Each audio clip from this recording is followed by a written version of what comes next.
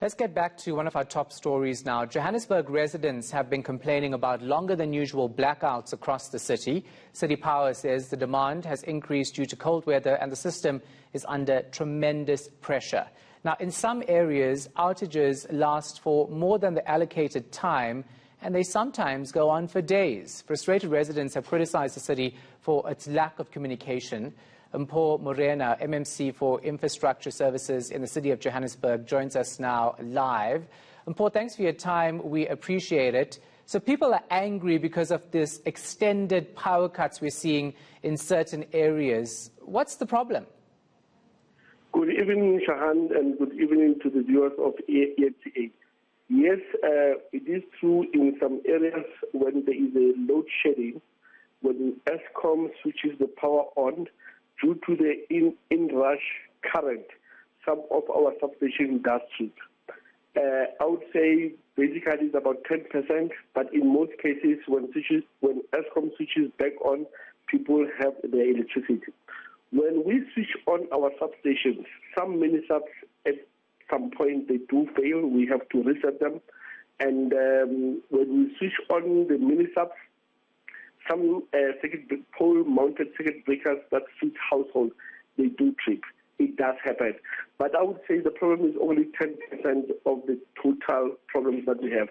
The majority of the problems, it's overloading, breached prepaid meters that's causing long outages in the city of Johannesburg. With all due respect, 10% is a big deal for thousands of residents who don't have lights for 12 to 14 hours. And I am one of those residents. I mean, the point is that, yes, you know that there is a problem. What are you doing to fix it? Because the same thing happens in the same blocks over and over again. There seems to have been no solution to fixing this tripping problem.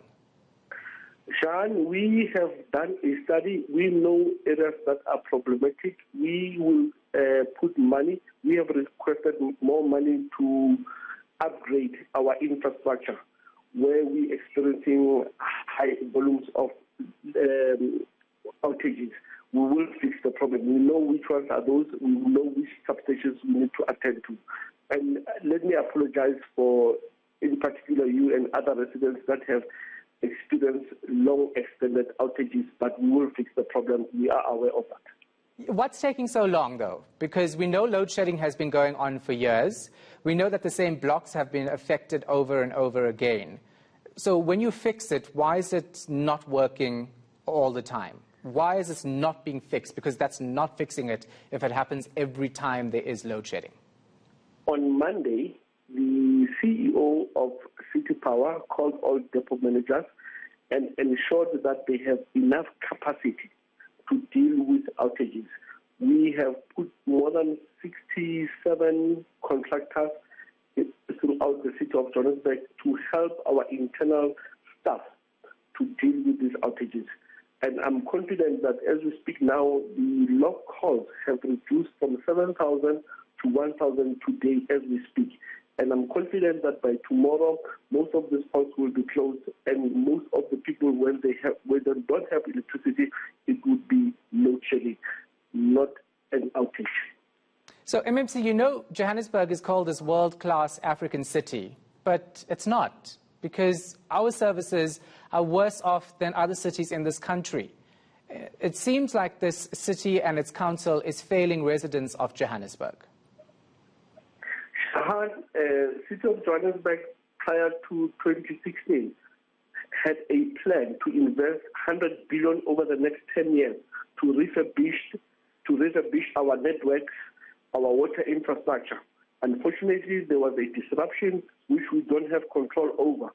And when we came back in December 2019, we have realized that our plan was disrupted and we have to start afresh. We are putting money, we are inviting investors to come and we are putting 10 key projects to refurbish our infrastructure to make sure that we are back to world-class African city. Unfortunately, something happened that was beyond our control. But I can assure the residents of Johannesburg that we know we will fix the problem. Okay, I don't know if I'm going to take your word for it because it's been happening for so long. You can trust me, Shahan. Really? Okay, I'm going to call you directly when I have issues in my area the next time, right? Most definitely. Let me talk about the Cape Town and how they've handled electricity, right? They have something called, they've created energy through small hydro generators. And that basically means that the city of Cape Town can also come into play and say, actually, when Eskom says we're load shedding up until 10 o'clock, they can say we'll end it at 8 or 9 o'clock because they're generating their own electricity. Is Johannesburg considering something like that? We have Kelvin Power Station that we are extending their contract for the next 3 years to ensure that they give us additional capacity of about 260 megawatts. We are also looking at battery storage, that we have 3 units that will go on RFP to make sure that we have additional 100 megawatts to add to the grid, so that when Eskom implements stage 2, we don't get affected. We are on track to do that. Well, how long until it comes into effect? I would say give us 6 months, we will be on track. Yo, if you make that happen, MMC, I will bring you on the show and applaud for you to your face, because I think we can't rely on Eskom, right? So we have to rely on the city to get things right. I don't want to say this, but I have lost faith in Eskom as well. It's government entity, but I have to be honest. But we as the city, we are looking forward to make sure that we don't depend on the Eskom grid. Yes, yes. I hope you get it right. Thank you so much for your time. We appreciate it. Mpho Moerane, MMC for Infrastructure and Services in the City of Johannesburg. I'm not lying, hey? I will literally bring him here and applaud for him if they get that right. We'll hold him to it.